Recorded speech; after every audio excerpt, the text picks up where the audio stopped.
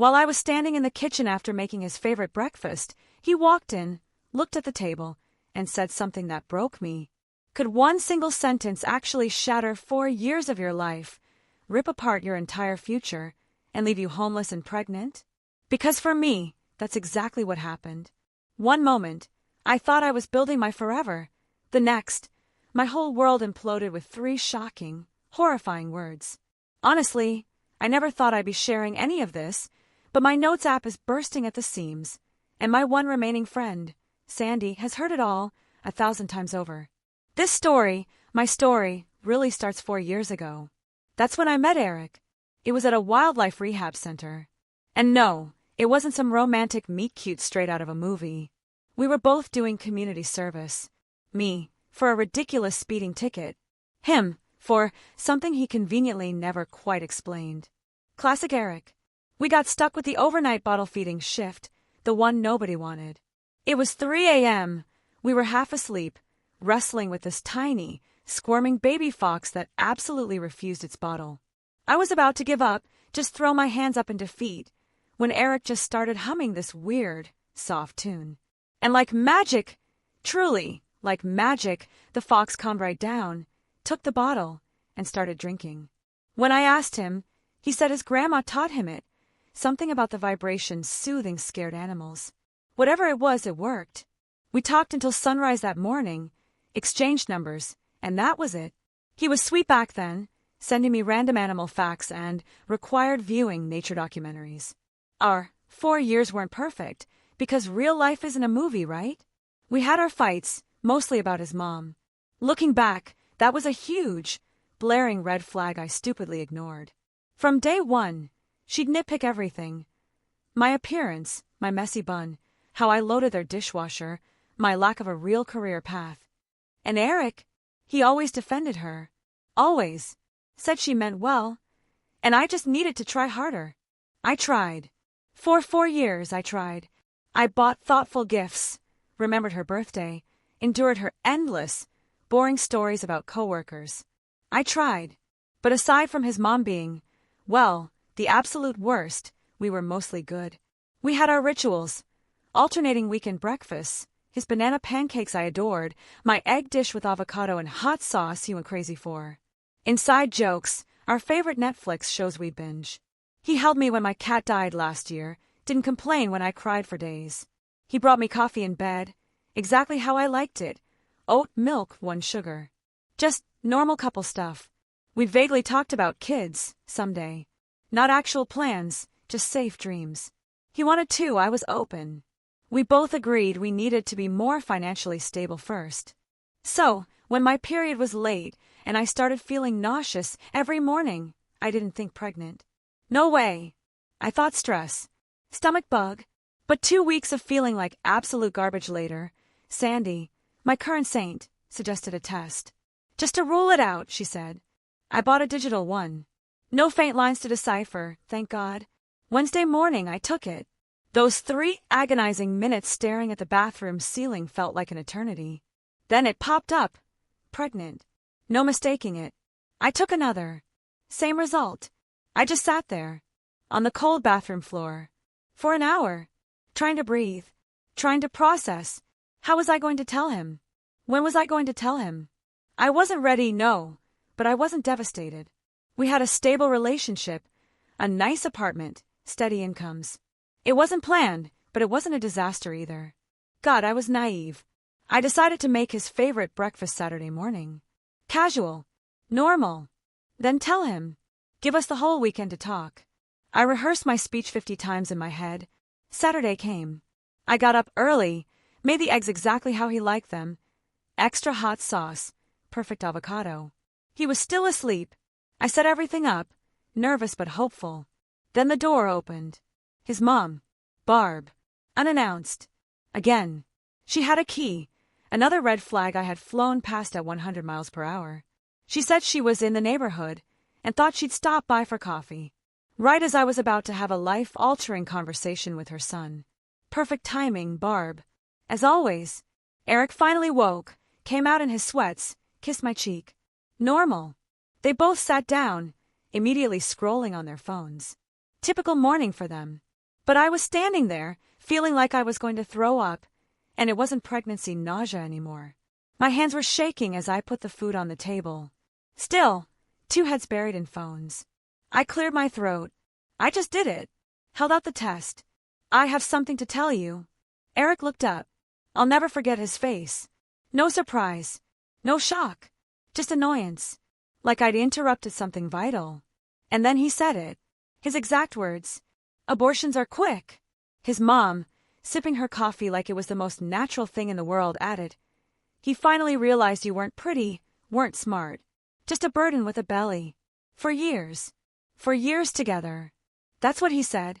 No discussion. No questions. Just get rid of it. Like it was a stain on his shirt. My blood ran cold. I just put the test down. Wiped my hands on a dish towel. Walked to the bathroom, numb. Washed my face. Didn't look in the mirror. I knew my eyes would be puffy red. But I wasn't crying. Not yet. I put on my sneakers by the door. Left. Phone and wallet in my pocket. Nothing else. No clothes. No laptop. No charger. I just walked. And walked. Until my feet screamed. I ended up at this little coffee shop I'd never seen before. Sat in a corner booth for 3 hours, nursing one chai latte I could barely afford. The barista kept giving me worried glances. Finally, I called Sandy from the bathroom, where I finally broke down.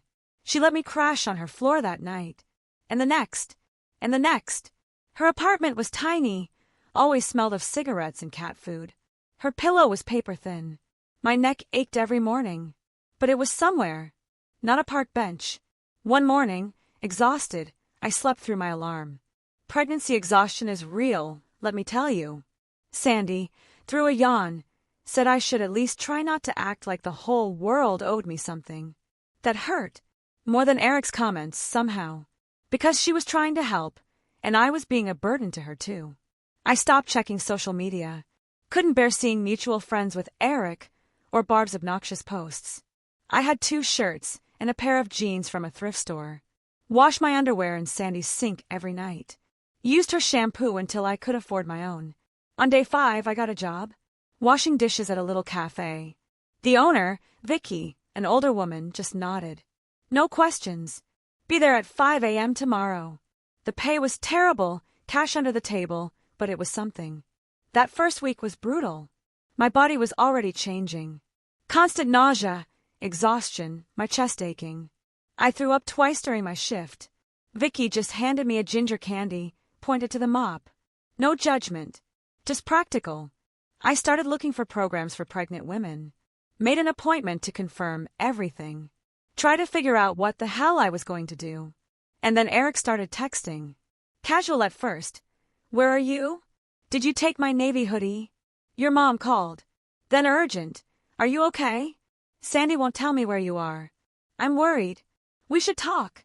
I blocked his number after the 20th text in one day. Then he used his work phone. Then his friends' phones. I blocked them all. A week after I left, the voicemail started. I deleted them initially, but then curiosity got the better of me. During a break at the cafe, I listened. His voice was different. Broken. He panicked. His mom got in his head. He didn't mean it. He loved me. He wanted to talk. Too little. Too late. I threw my phone against the wall. The screen cracked. Vicky didn't even blink. Phones break, hearts break, but dishes still need washing. I liked her. Sandy was getting annoyed. I understood. Her place was tiny. I was taking up space, using her shower, eating her food, even though I tried to contribute. I needed a next step. I couldn't sleep on her floor forever. Couldn't wash dishes forever. Couldn't ignore that I was pregnant, alone, and had nothing. One night, after a long shift, I came back to Sandy's to find Eric sitting on her couch. She looked guilty. He looked desperate. I turned and walked right back out. I heard him calling my name. I ran. Ended up in a 24-hour laundromat until morning, watching people fold clothes, scroll phones, live their normal lives while mine was falling apart. That's where I was. Still at Sandy's, still at the cafe, still pregnant, still getting messages from Eric. He even sent flowers to the cafe. Vicky tossed them straight into the trash. I didn't know what was next. No master revenge plan. Just surviving. But I knew one thing. I was never going back. Not to Eric. Not to that apartment. Not to that life where I was always trying to be good enough for people who never would. So, after that night in the laundromat, my back killing me, no sleep, I went back to Sandy's at 7 a.m., hoping Eric was gone. He was. But Sandy wasn't happy. Arms crossed, a look I hadn't seen before. "You betrayed my trust," she said. "I told Eric you weren't staying here, and then you show up and make me look like a liar." I tried to explain, but she just shook her head. From her perspective, I was using her place as a dramatic backdrop, and she wasn't entirely wrong. I just had nowhere else. She didn't kick me out, but she made it clear I needed to figure something out. "Yesterday soon." I nodded. "Promised." I went to the cafe, unwashed, in yesterday's clothes. Vicky just pointed to the employee bathroom. A clean towel and travel-size shampoo waited on the sink. I didn't cry then, but it was close. I washed up, started my shift. That day, I finally called my mom. Months since we spoke. "We've never been close." She's the "I told you so" type. I'm the disappointment. Last time, Christmas, she spent 20 minutes bragging about my cousin Jen. I called from the cafe's alley, spilling everything in one rushed breath. Silence. I thought she'd hung up. Then that deep, disappointed sigh I've heard my whole life. She said this was typical. Me in trouble, needing bailouts. Not surprised Eric left me. He didn't. I left him, but whatever. Because I never think things through. I almost hung up, but I was desperate. I swallowed my pride. Asked if I could stay. Another silence. She talked to Dad. Call me back. She didn't call that day. Or the next. On the third, a text. They discussed it. Not healthy for anyone if I moved in, but she could help with groceries sometimes. Great. So much for family. Meanwhile, Sandy's patience was wearing thin. I tried to be invisible. Barely used the bathroom. Ate the cheapest food. Stayed at the cafe as long as possible. But you can only be so invisible in a studio apartment. Then I got sick. Really sick. Not just morning sickness. Full-on couldn't keep anything down. I spent the night on Sandy's bathroom floor, throwing up and crying quietly. In the morning, she found me, pale and shaky. Something in her softened. She called Vicky for me, said I couldn't come in. She made me this weird tea her grandma used for nausea, sat with me while I sipped it. "I don't think I'm cut out for this," I told her, tears welling. The whole mom thing. I can barely take care of myself. Sandy looked at me, not pity but something else. "Nobody is cut out for parenthood," she said. "Everyone just figures it out as they go. Even the people who look like they have it together are faking it." That was the first genuinely nice conversation we'd had in days. The sickness lasted a week. I lost weight I couldn't afford to lose. Vicky kept my job, but no work meant no pay, and my tiny savings vanished on ginger ale and crackers. One night, feeling a little better, Sandy sat opposite me. "We need a plan," she said, determined. "You can't stay here, but you can't be homeless while pregnant." She pulled out her laptop. We started Googling. Shelters, government assistance, healthcare. I'd been avoiding admitting I needed serious help. But Sandy was right. We found a women's shelter with a program for pregnant women. 6-week maximum stay, but they connected you to long-term housing. Not ideal, but something. I called. A spot opened in 3 days. I took it. Those 3 days were a blur. Sandy helped me fill out every application. Medicaid, SNAP, Housing WIC. Humiliating, laying out my failure on forms. But I did it. Vicky let me work, gave me lighter duties, made sure I ate, even sent me home with soup. The day before I moved, Eric showed up at the cafe. I was wiping tables. He was just inside the door. Unshaven, dark circles, wearing his navy hoodie I used to steal. Vicky saw him before he saw me. Moved faster than I thought possible. Stepped right in front of him, arms crossed, blocking him. "She's not here," she said, her voice steel. He called out again. "I just want to talk. I've been looking everywhere. I'm sorry. Sorry didn't change anything." I slipped into the back. Vicky threatened to call the police. The bell jingled as he finally left. She found me on a crate of napkins, trying to breathe. She didn't say a word about Eric, just handed me a broom. Front needs sweeping. That night, my last at Sandy's, She bought me a cupcake. Going away present. We ate it, watching some dumb reality show. I'm sorry I was such a burden, I told her. She shrugged. You weren't a burden. Just temporary chaos. That's what friends are for sometimes. Absorbing each other's chaos. The next morning, I packed my few belongings into a plastic bag and went to the shelter. An old converted house in a neighborhood I didn't know. Normal from the outside. Inside, security cameras, keypad locks, rules on every wall. Evelyn, mid-50s, all no nonsense, like Vicky, checked me in. Showed me my partition space. Twin bed, small dresser, shared bathroom. Not great, but safe. After all his desperate attempts, he just gave up? Ridiculous, I know. It's what I asked for. Brains are weird. Around week 25, things got harder physically. My back ached constantly. Couldn't sleep. The grocery store job became impossible. Couldn't stand that long without my feet swelling. Had to quit. Less money. But my body couldn't handle it.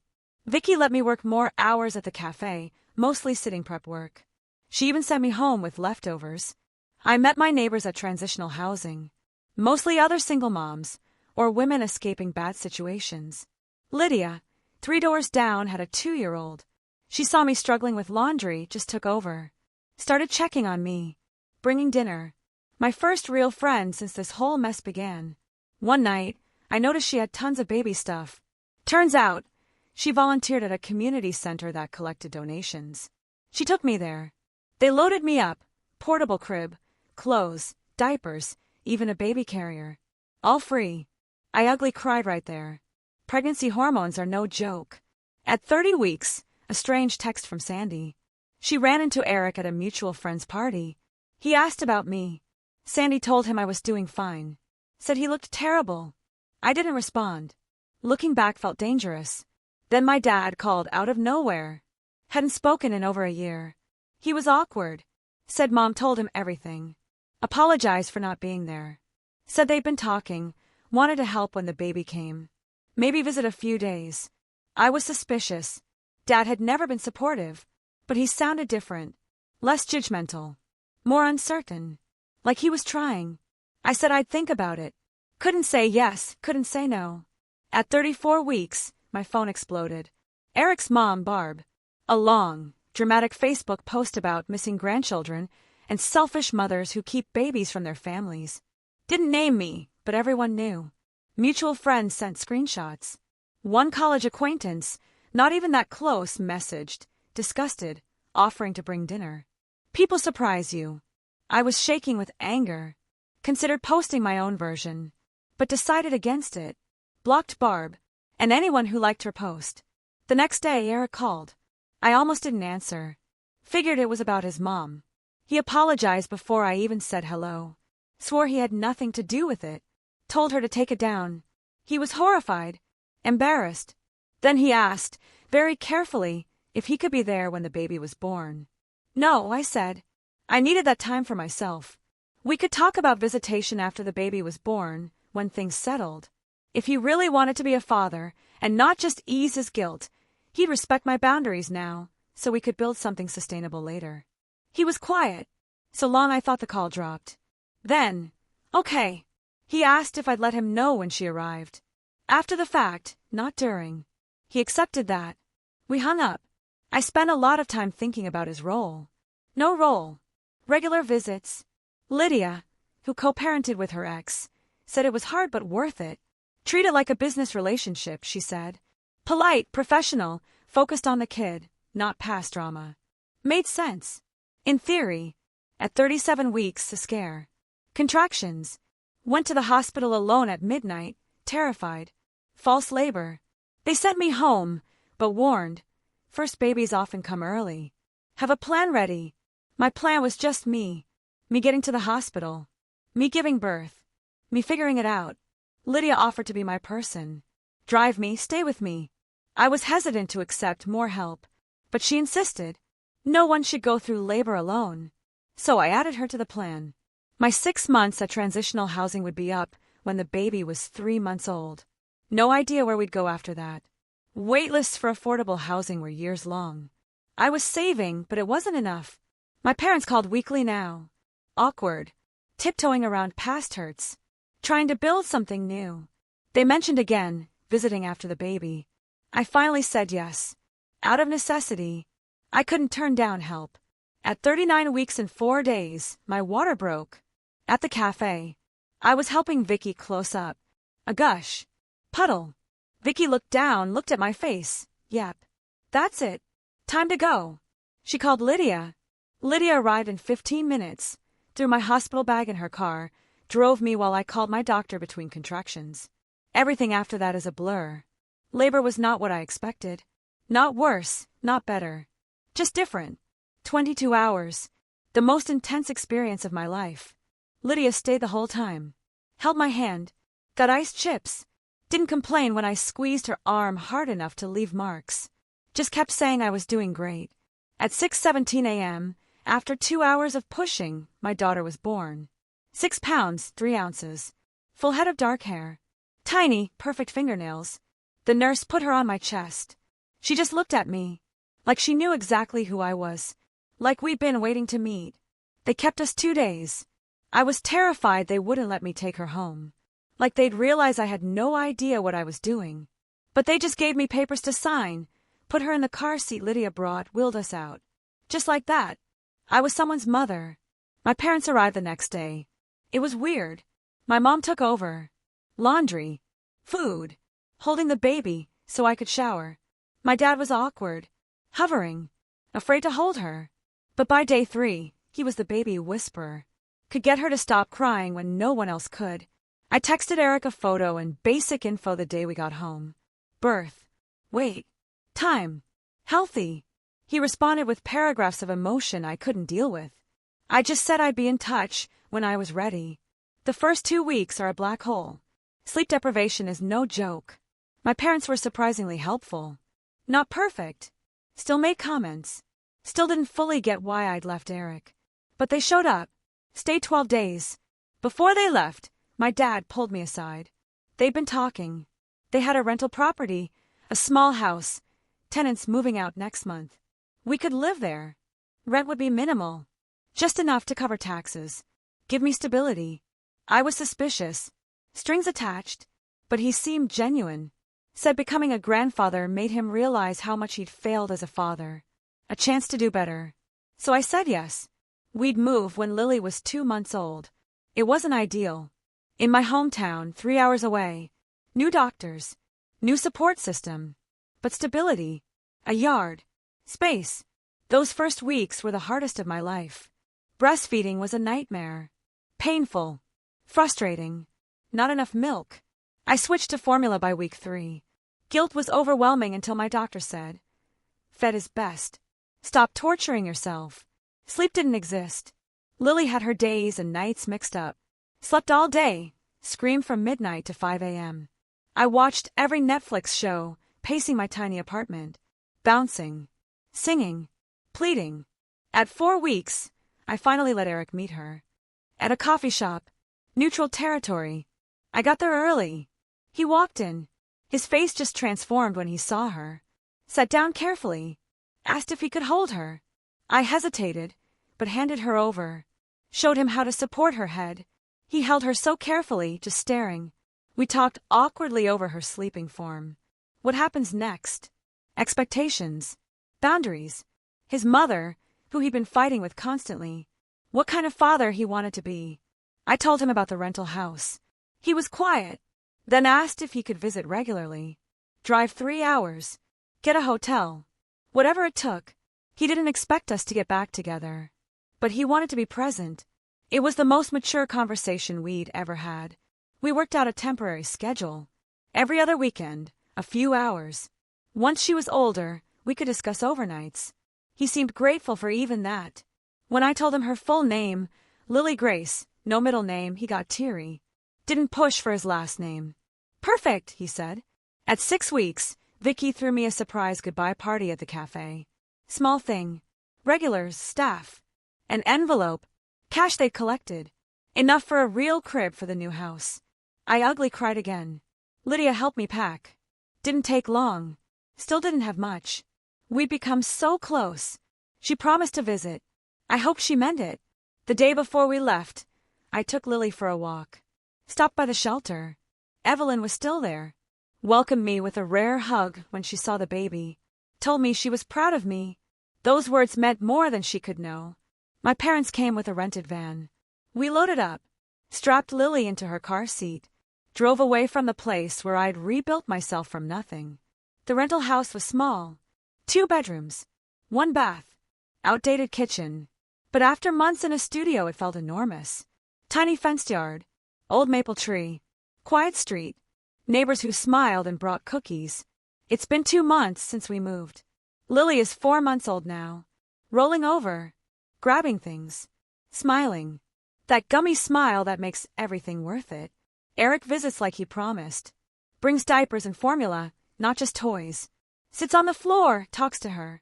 Leaves when I say it's time, without argument. His mom tried to force a visit once. Showed up behind him at the door. I refused to let her in. Told Eric, either she leaves, or they both leave. He chose to make her leave. Progress. It's not perfect. I still struggle every day.